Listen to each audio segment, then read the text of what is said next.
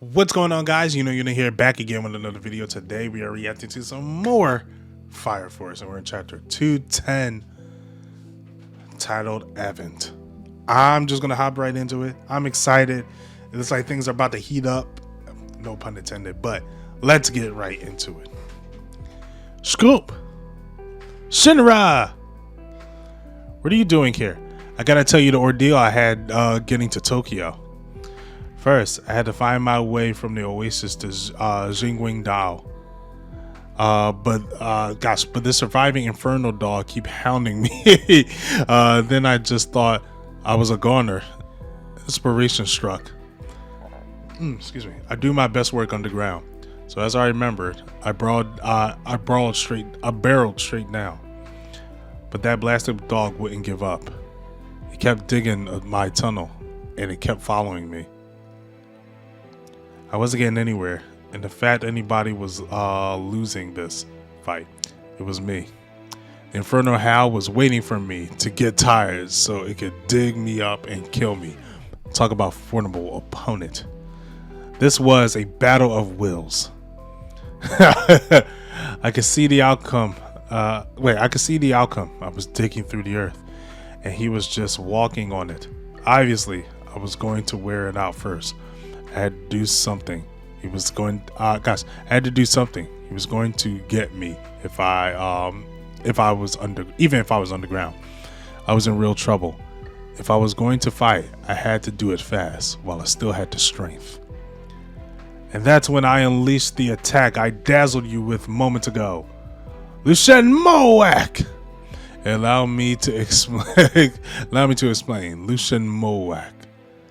It's a one-hit KO achieved by channeling all my energy in my body into digging power in my right paw and making all my first stand in. No one was more surprised than I. I had more promise, Shinra. I would dig 1,000 holes every day. I never imagined that exercise would increase my digging power from 10,000 to 100,000. Sorry, may I interrupt? Your story is really interesting and all, but that's not what I want to know just now. We asked what brings you here. What brings me here? Yes, exactly. You want to know what brings me here? You asked, so I hope you're prepared to be amazed. After my Lucien Moak, the Infernal Hound clambered on my... After my Lucien Moak, the Infernal Hound clambered back onto his feet and look at me. He's riding it. The Lucien Moak had won me, not only the battle, but also his friendship. He put me on his back and went straight for Xingdao. You asked what brings me here. I was brought here by an infernal dog.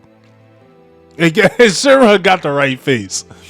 No matter the cost, I had to get to Xingdao and brought a ship to Tokyo. Due to the infernal speed, I had arrived safely to Xingdao in no time. But that also meant bidding farewell to my new friend. There was no time to grieve. I forced back my tears and I had to climb into a box of Noto brand potatoes before they loaded into the boat for Tokyo. It was packed so full, I was forced to eat a few to make room. Forgive me, Juggernaut. I had to for the mission. The passage went smoothly. By the time I arrived in Tokyo, I had successfully polished off the entire box. Forgive me, Juggernaut. Dang a bit, a rat got into the box. A rat? How rude. I heard that Tokyo was full of cold-hearted jerks. Now here was one before my eyes. Me, a rat? Of all things, why a rat? It was unforgivable. Why must he think that my crime was committed by the likes of a rat? Utterly unforgivable. How could he possibly mistaken me for a rat?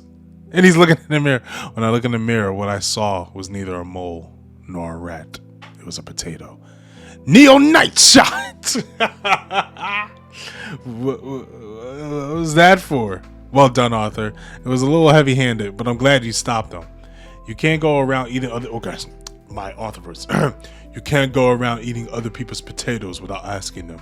He's right, Mr. Mo. Let him. That's what got you. That's what got you upset about. Wait, gosh, that's what you got upset about. I read about things in Xinhua Dao reports, but I guess there's really a talking mole. I figured they just hallucinate from being hopped on the Sumerians and the subterranean gases. Gah! Give me that mole. He snatches it. I'm saying, Scoot, you came to Tokyo for a reason. What is it? Oh right, Strona, the woman in black, gave me her last words, and I couldn't tell them to you. It's about the coming great cataclysm. Oh. Everyone's looking at him. I see. How is it?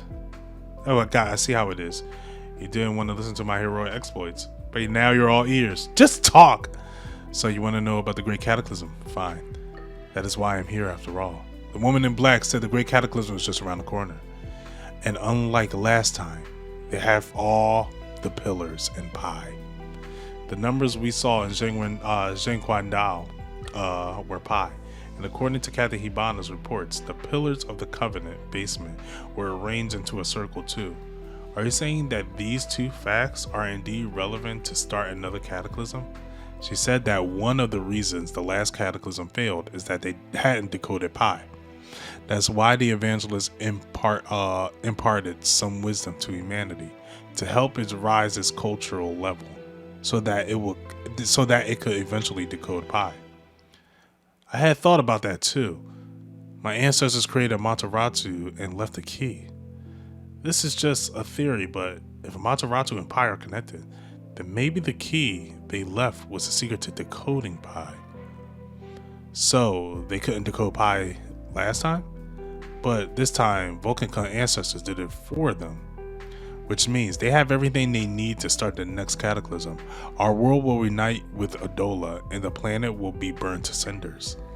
So what is Adola, and why would uniting it burn up the planet? When we investigated the Chinese peninsula, we saw the scar from the last cataclysm. A tear, but like a warped space, but like a warp in space. No one has gone to the other side and returned to tell about it. What's really on the other side of that fissure? Excuse me. What's on the other side of that fissure? Could it be Adola? Since no one had actually been there, all we can do is guess based on abnormalities we saw nearby, the altered landscape, and talking animals like you. I don't know about Adola or why it exists, but I did sense something near Tokyo that felt being near a tear. I burrowed around to see what I could learn about Tokyo. Then I felt a weird energy following underground, so I followed it. I followed her into the underground, rooms with pillars and a freaky old lady. That weird energy you felt, and recently uptick in my mysterious earthquakes, they might both be the cause of Sister Samir.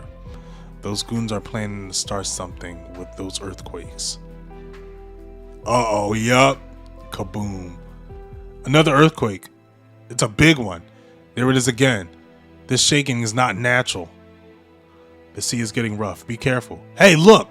Whoa! What is that? What's the blazes is going on? Whoa! Why?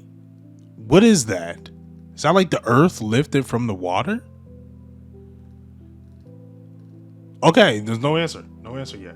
Anyway, we're about to hop into the next chapter. So if you guys want to see that, we had a lot of mystery in this chapter. I'm excited to read to the next one. So if you guys want to see that, make sure you subscribe to the channel, hit that bell notification, that way you'll know when it's out. If you like the video, give it a like. If not, give it a dislike. Doesn't really matter to me. If you want to see more of me, catch me out on Twitter. If you know, you know. And until then, you know where to find you know.